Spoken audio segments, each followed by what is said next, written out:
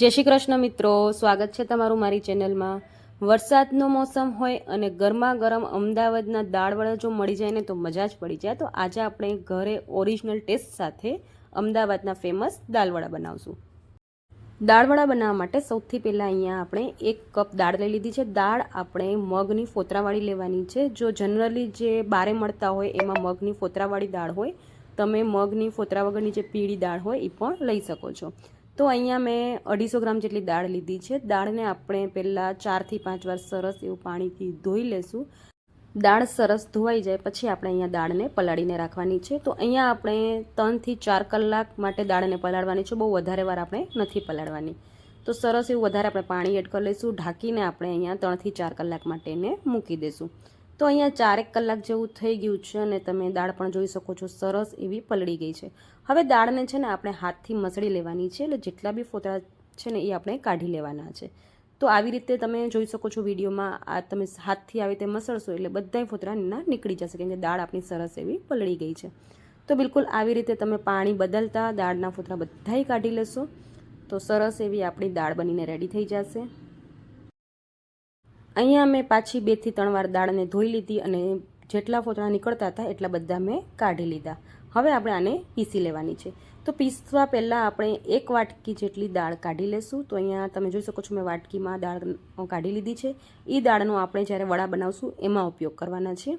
તો દાળ આપણે કાઢી લીધી છે। હવે આપણે આ જે દાળ છે એને મિક્સી જારમાં એડ કરવાની છે। તો આવું આપણે મિક્સી જાર લેવાનું છે અને દાળમાં આપણે જરાય પાણી ન રહીએ એનું ખાસ ધ્યાન રાખવાનું છે। પાણી બિલકુલ બી આપણે અહીંયા એડ નથી કરવાનું। તો બધી દાળ આપણે મિક્સી જારમાં એડ કરી લઈશું। સાથે આપણે અહીંયા તીખા લીલા મરચાં, આદું એડ કરશું, 1 મીડિયમ સાઇઝની ડુંગળી છે એ બી આપણે એમાં એડ કરશું। જો તમારે ડુંગળી ન ખાતા હોય તો તમે સ્કીપ કરી શકો છો। તો અહીંયા હવે આપણે આ દાળને પીસી લેવાની છે। તો મિક્સીમાં આપણે પહેલાં પ્લસ મોડ ઉપર 1 મિનિટ માટે એને પીસું, પછી આપણે ફરીથી એને 1-2 વાર આવી રીતે પીસી લેશું। એટલે એકદમ આપણે ઝીણી નથી કરવાની ને બહુ જાડી નથી રાખવાની, એવી રીતે આપણે એને પીસીને રેડી કરી લેવાની છે। દાળ સરસ એવી પીસાઈ જાય પછી આપણે એક વાસણમાં એને કાઢી લેશું।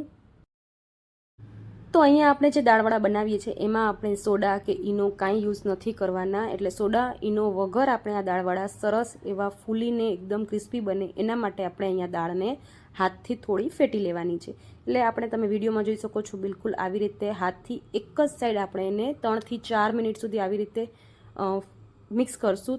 એનાથી દાળનો તમે જોઈ શકો છો કલર એ ધીરે ધીરે ચેન્જ થઈ જશે અને એકદમ ફૂલીને સરસ એવું રેડી થઈ જશે। હવે અહીંયા જો તમારે બેટર થોડુંક ઢીલું લાગતું હોય તો તમે એમાં જે સૂજી કે રવો આપણે કહીએ એ તમે 2 થી 3 ચમચી એડ કરશો એટલે સરસ એવો થીક તમારું આ બેટર બનીને રેડી થઈ જશે।